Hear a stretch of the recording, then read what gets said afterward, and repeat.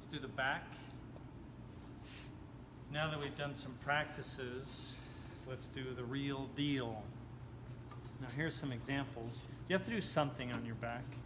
You can do the simple stripe if you'd like. This is a 45-minute job. Or you can do more than that. So here's the stripe, and that is epoxy resin that has been put in there. Here's another one with the stripe and this inlay, and they've used double bevel marquetry to join those together, and then they inlaid it all as a freehand inlay. Now if you want to do just an inlay on your back and not a stripe, that's fine. If you want to do epoxy work, that's fine. If you want to do wood burning, that's fine. If you want to paint it, just decorate it somehow. Now we're going to, on this back, put a big stripe. So I'm going to walk you through that process. I'm going to put a piece of rosewood down the center. This piece you get from the instructor, for myself. And I want to find the center. The easiest way to do that generally is to look down the grain and see where it comes together. And I've already made a mark here so you can tell. And then also down at that end. Depending on how straight your grain is, sometimes it's really challenging to find it. And sometimes you have to look on the end grain. There's a couple methods, I suppose. Now I'm going to set up the orange router to do this. I don't need to inlay the full thickness. I'm going to do only about half of it. And it looks like this is set up pretty good for it. About half the thickness. Now, I've also made myself a fence that is a board from the shorts bin or from the garbage can. And I've jointed one edge so that it is very straight. It's going to guide my router along. How do I know where to put the fence? So I'm going to eyeball this and put the center of the bit on my mark.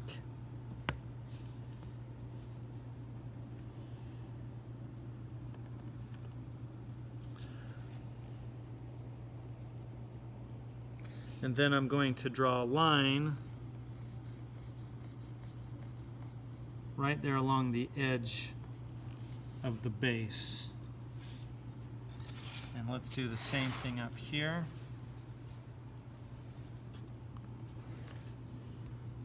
Center of the bit. Now if it's not perfect, that's okay. Right? Since we're inlaying it on top of that seam, if we're slightly left or slightly right, it's not going to matter. Now I can line up my fence right on my line and clamp it down. I think the easiest way to pull this off is to put it over a corner.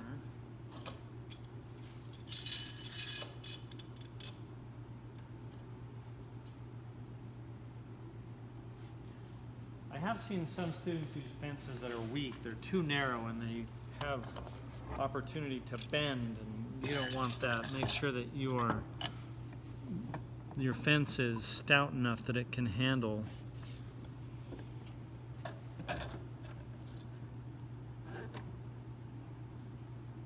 running this router. 2 clamps. All right, so very stationary, not moving anywhere.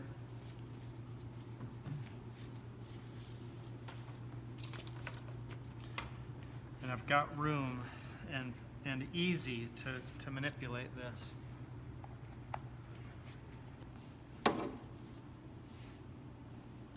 way to turn that on and pull it out. And I think I'm going to go at about a 3.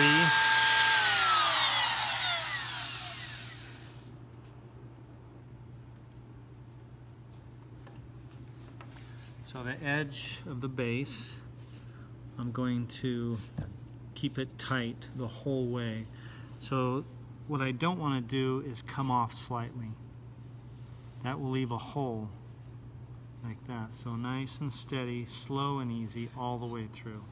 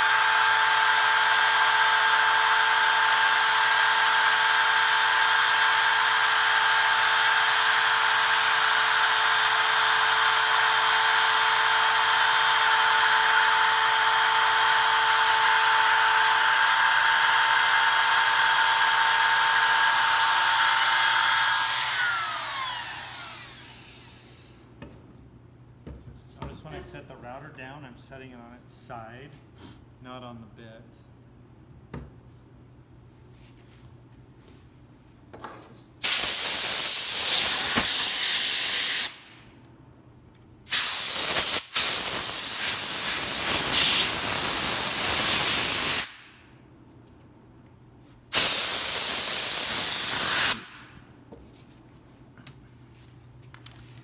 Let's see how it fits.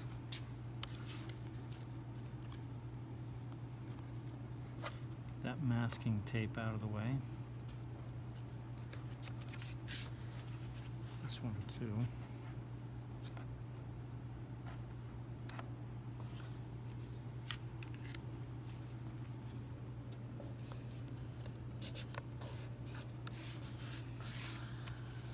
Wow.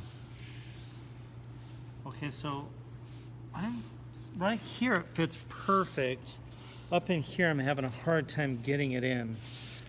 But that's an easy solution. I'm just got to do like I did the practice. I'll use a sanding block. And I'm going to taper that edge just slightly, right? So if this is the slot, and this is the piece that's going into it, and if I'm catching on this edge, I've just got to taper this a little ways so that it'll make it past those two corners and then fit in snug.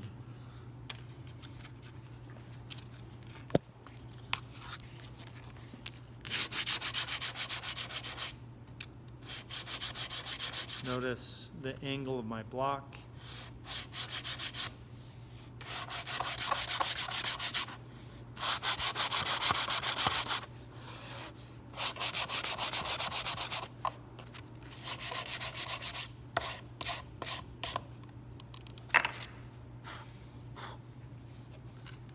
Try it again.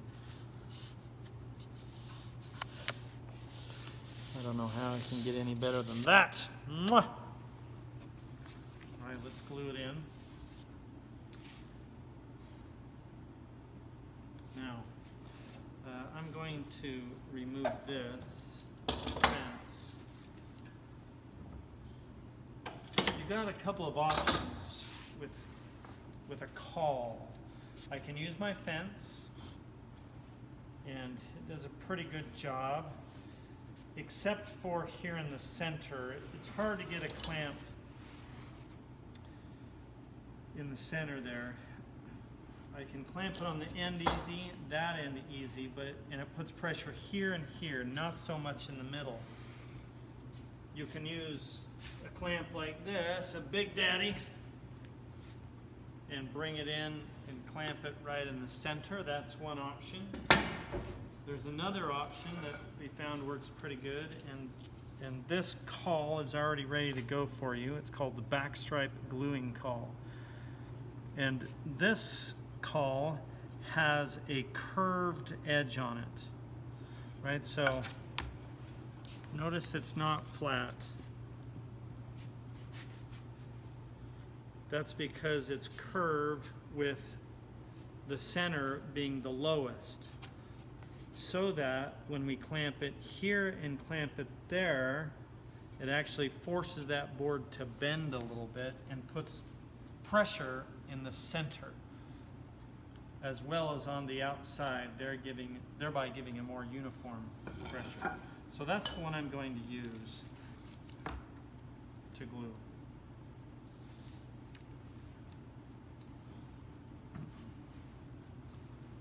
Yellow glue.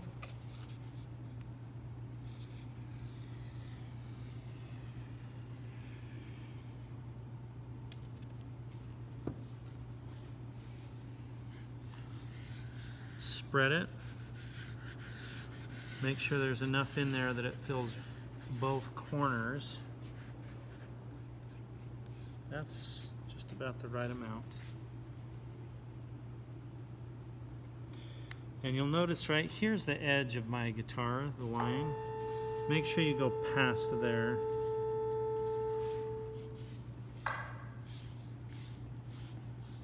And past there.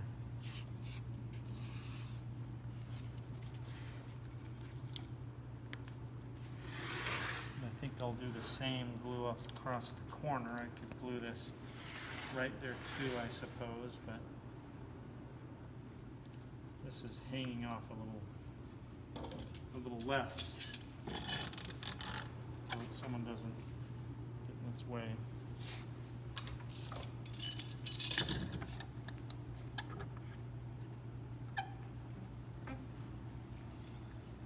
to put that right in the center, and this now is being forced down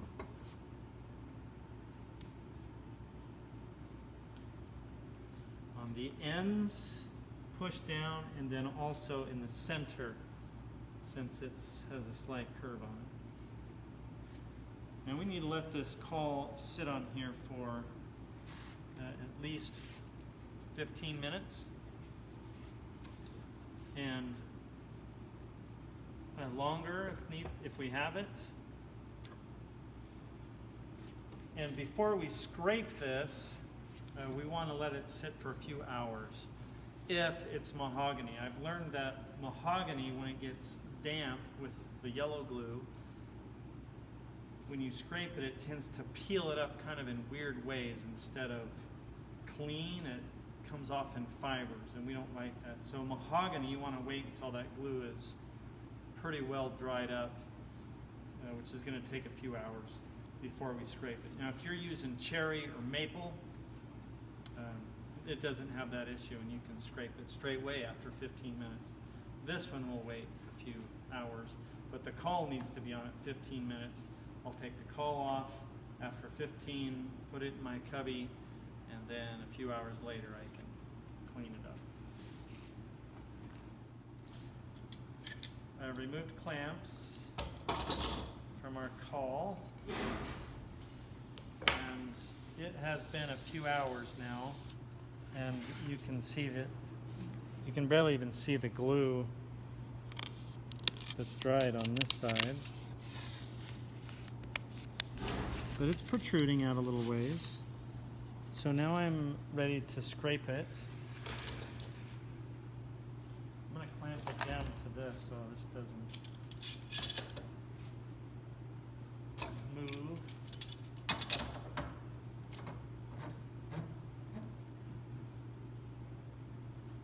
And my preferred tool is a scraper. This is nothing more than a piece of steel with a hook on it, and I can feel the sharper areas. Both fingers like this. Bend it. The apex is where I cut.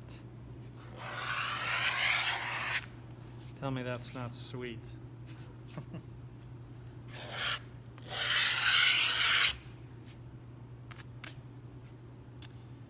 Now, if your scraper does not cut that well, it's because either not sharp or your method is wrong. The way you're holding it or gripping it. In either case, ask me and we'll get you fixed up.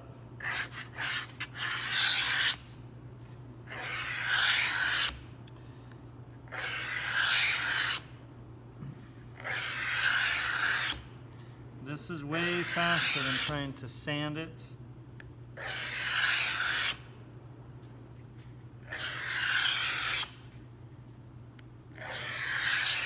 Almost a shame, right? We got to get rid of this. Then we could put it in a box and give it to someone for Christmas. I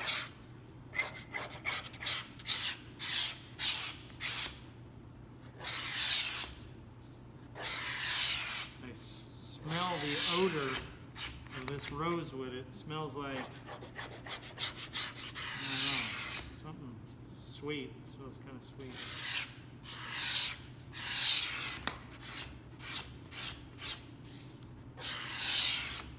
Getting pretty close now to the mahogany. In fact, you can see here in this scraping that I've got some mahogany there.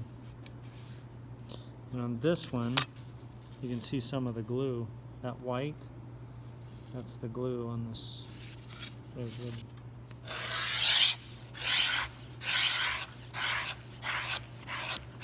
You remember me telling you that mahogany doesn't do well when it's wet, so now it's totally dry and it scrapes really nice. But make sure you wait a few hours.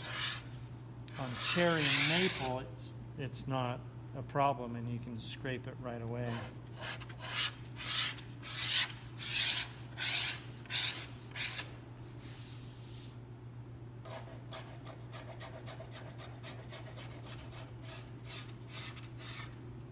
Okay, look at this shaving.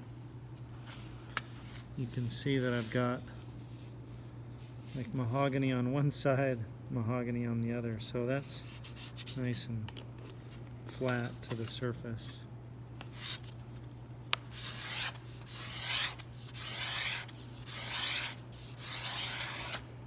I want to avoid any glue on this seam at all.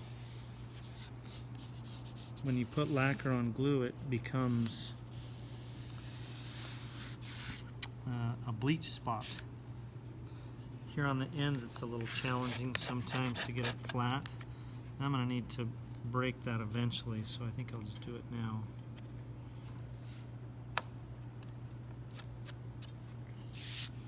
Okay. Now to finish that off, sometimes that rosewood in anything that you're scraping, sometimes it gets dirty. So I'm going to use a 150 grit lemon yellow orbital sander and clean it up. Let me show you how to put this on. You pull that coupling back, push it in, and then release it. To remove this, you push it in, pull it back, and it releases. Pull it in, push it. There's a dial right here that demonstrates, or that allows more or less air to come into the sander. I usually just go full blast.